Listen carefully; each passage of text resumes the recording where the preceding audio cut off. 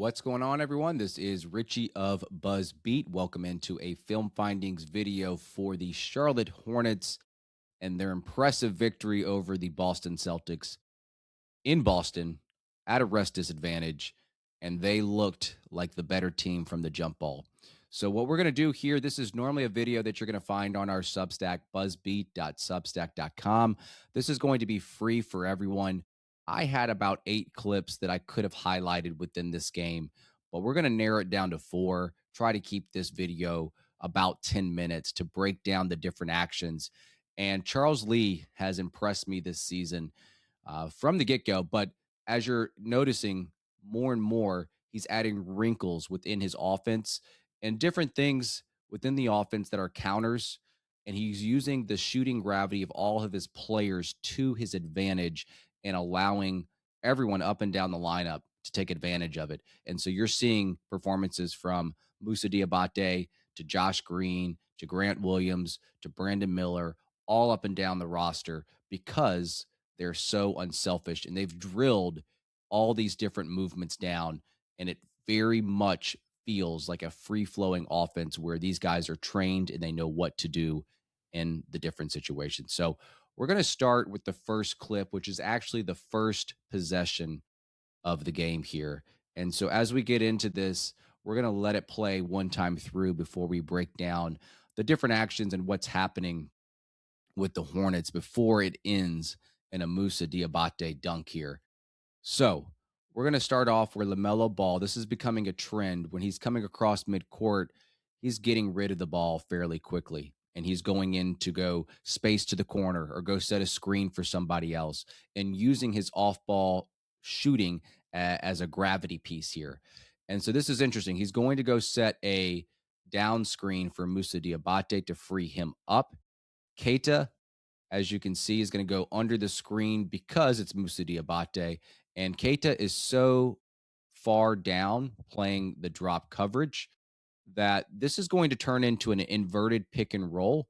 And because of that, and Ball setting this back screen on this inverted pick and roll, it happens pretty low on the court, right? It's not happening behind the 3-point line. And Musa is just driving all the way for this takeoff for the dunk. And then a lot of things going on the perimeter as well. You've got Khan and Brandon Miller switching places from wing to corner on the opposite side. And I think, clearing out, creating that movement, you've got your two best shooters that are basically being face guarded right now. They don't want any of those guys to get an open look. So you've got Shireman, I believe, is on Miller. You've got Hauser on Khan coming across. All the attention is on those shooters out there. And the last thing you expect is this back screen here for LaMelo Ball to free up Musa Diabate. So Musa is probably the fifth option when it comes to the offensive game plan. But to run this on the opening play of the game was very interesting to watch. And then just knowing that LaMelo doesn't mind getting physical. I think that's something that we've seen this year on both ends of the court, but setting these screens, knowing that what he's doing is helping his teammates. And this was a very interesting, creative possession to start the game. And obviously, Charles Lee is very good at drawing up after timeouts. And this next one is an ATO as well. So let's let this finish and get into this second possession here. All right, the second possession is going to end in a Kalkbrenner dunk, but a lot going on here. So with Miles Bridges getting the ball around midcourt, you've got Josh Green and Ryan Kalkbrenner setting up for a stagger screen for Brandon Miller coming out of the corner. And so a lot of the attention is going to be on that side of the court. And with Kalkbrenner setting one of these screens, again, Keita trying to diagnose and converse with his players over there as he is in drop. And he has to help at the tail end of this play, and you'll see why. So as Bridges is catching the ball here and the stagger screen is setting up here for Brandon Miller, a lot of the attention is on this side. I don't know if it's dummy action by any means. I don't know if this intent of the play was for Kobe White to catch this and get downhill. and this was all dummy action, or was that an possible option for the Hornets? I wasn't in the timeout huddle, but I almost wonder if it was. And so Miles throws this pass over to Kobe, and Jalen Brown makes a little bit of a denial there, but it gets him off balance. And with how good Kobe White's first step is, it doesn't take him very much to get by Brown. And with Keita, like I said, in drop coverage over there as Kalkbrenner is setting the first stagger screen, he's got to come help over. And there's the little wraparound pass to Kalkbrenner for the dunk. This works very similarly to a play that I've highlighted before, where you can take advantage of Kalkbrenner in the corner as you engage the low man. And that's basically what's happening here, just a different setup. And Kalkbrenner and Diabate have done a good job of timing their cuts and knowing when to be available for that pass. Obviously, you don't want to clog the lane, but I think Kalkbrenner knows that with this pass over to Kobe White and him beating Brown off the dribble fairly easily, Keita's got to go over and help. And so Kalkbrenner, following this screen here, is going to make himself available for this wraparound pass. And he catches and he goes up right away without any kind of hesitation there. So that is the second clip that caught my eye in the game on Wednesday night. And we're going to get to the third clip here. This happens to be in the third quarter. And this is going to result in a Con Knipple layup. So it starts off in Horn's alignment. And Musa sets a back screen for Kobe. And Kobe White cuts, and it flows right into flex action. The Hornets have been adding this flex cut, flex screen in the past couple of weeks. And it's something that I have affinity for because in high school, that's all that we ran. So I can spot it a mile away. And so as you see Kobe White coming across the paint, the ball gets swung to the opposite elbow to Musa. And that's what is going to initiate the flex screen. Now, Khan is going to try to pretend as if he's coming up the court to the wing. I think that's Hugo Gonzalez who is defending him right now. But as Kobe White comes across, this is the flex cut, flex screen there. He's on his back. And normally, when I've seen this take, it actually took place earlier in the game as well. It doesn't actually result a ton in hitting the cutter. Okay. That's the hardest option to hit, although it might be the most efficient if you can get this type of scenario.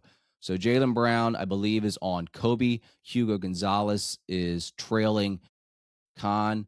And because he's on his back, he's got a free lane there for that layup. And what helps too is that Josh Green is in the corner over there. If that was anyone else, if that was, Kalkbrenner or a guy that didn't have a threat from the corner, Josh Green is Charlotte's best corner shooter. And so that helps the Hornets a little bit.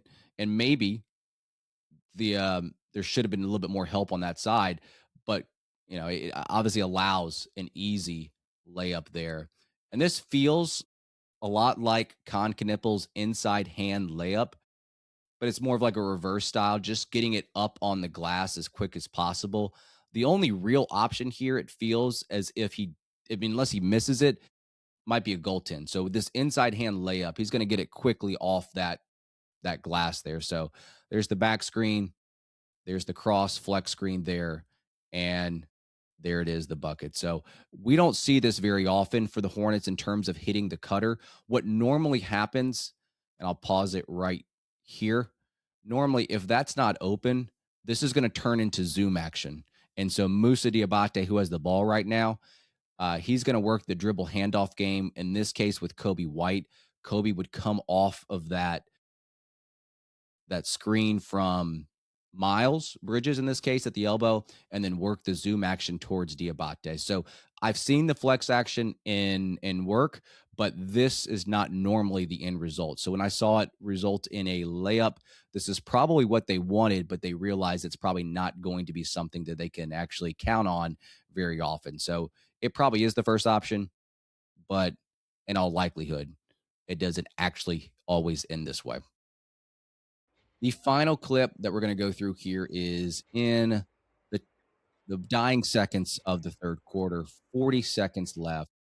I'm going to actually let this pause first before I let it play through. So, when you look at this setup, this is a very common setup for the Hornets where they put Brandon Miller or Con Knippel standing right there with his back to the basket at the nail. This is almost a dead giveaway that the Hornets are going to run guard to guard screening action. You see it a lot at the end of the shot clock, at the end of quarters, where they're just trying to drain the clock and get one shot or a 2 for 1. And if you can notice, Lee, obviously it's very small over there on the sidelines. He does motion a lot and he knows what's about to happen. I think when I watched this, I thought it was going to result in a guard to guard screen. I see that Charles Lee motions with the A, and I've seen him do that before with the angled ball screen. He even tells Khan to come over to the wing. He motions Kalkbrenner to get out from the weak side and go set that angled ball screen for Kobe White. So he's motioning all the players to get into where they need to be. It's late in the shot clock here, 4 seconds left. They've got to make a play. And there's that pass to Kalkbrenner on the run. And I think with Khan right here at the nail, as I mentioned, this normally is a guard to guard screening action where he either ghosts it, slips it, or even in some cases short rolls it. But he spaces to the wing and he basically takes Jaylen Brown out of the picture. So it's a 4-on-4 situation here. And then when the two Celtics go to Kobe White, and maybe they go to White thinking that, okay, it's late in the shot clock. He's probably going to try to put up a shot here.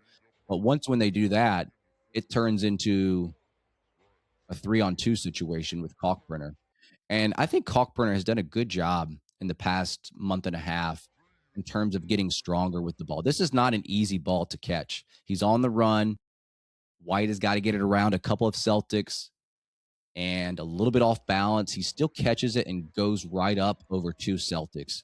So the thing that I liked about this play, not just the tail end there from Ron Kalkbrenner, but the initial setup, I think if teams are scouting the Hornets, they're thinking that this is going to be a guard to guard screening action. And at the last second, with Khan spacing to the wing and them setting this angled ball screen, it just switches things up. And good pass, good enough pass there by Kobe White and good read. And I think Kalkbrenner knows with the dying seconds of the shot clock, he's got to get it up. So he's got to be quick in that situation, catch and go straight up. So I just wanted to highlight these 4 clips from the Boston game. I think Charles Lee deserves more credit. The Hornets are playing very unselfish basketball, passing the ball around, shooting gravity, screening actions. And you're seeing even in these clips a lot of counters, dummy actions, and trying to get as many people involved as possible. So thank you so much for coming and joining for a film findings. We will talk to you guys later.